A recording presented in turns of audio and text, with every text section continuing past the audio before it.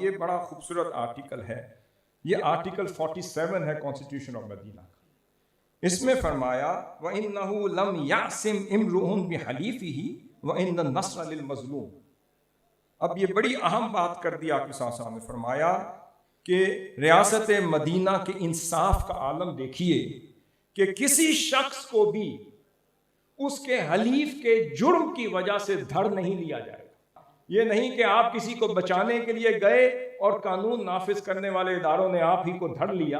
آپ کے ساتھ والسلام نے 1450 سال پہلے اس کی حفاظت کر دی۔ پھر فرمایا اور ہر شخص کو کی مدد کی جائے گی اور جس پر ظلم اور زیادتی کی گئی ہو اس کی مدد کی جائے گی، اور یہ قانون عطا کر دیا کہ لہا ما کسبت وعلیہا مکتسبت، جس کا جو ظلم ہوگا، جس کی جو زیادتی ہوگی اس کے ایکول اس کو پنشمنٹ دی جائے گی، اور اس کی زیادتی کی پاداش میں اس کے کسی حلیف یا سپورٹر یا سپانسر کو نہیں پکڑا جائے۔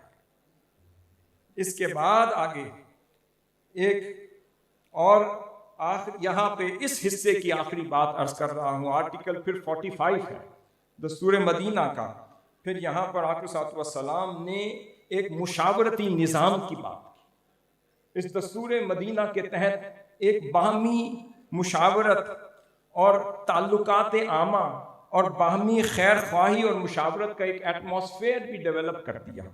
آپ نے فرمایا وَإِنَّ بَيْنَهُمْ النُّصْحَ وَالنَّصِيحَةَ وَالْبِرَّ دُونَ الْإِثْمِ۔ یہ سارے قبائل اپنے اپنے مذہب کے حوالے سے جدا ہوں گے، مگر ایک دوسرے کی مشاورت میں بھی حصہ لے سکتے ہیں، خیر خواہی کی بات بھی کر سکتے ہیں، میوچل کنسلٹیشن بھی کر سکتے ہیں، اور مشاورت کا ایک نظام وضع کر دیا۔ فرمایا بے شک یہ انڈیپینڈنٹ ہوں گے اپنے مالی معاملات میں، مگر جہاں ریاست مدینہ کا معاملہ آئے گا وہاں مشاورت کے لیے سب کو بلایا جائے۔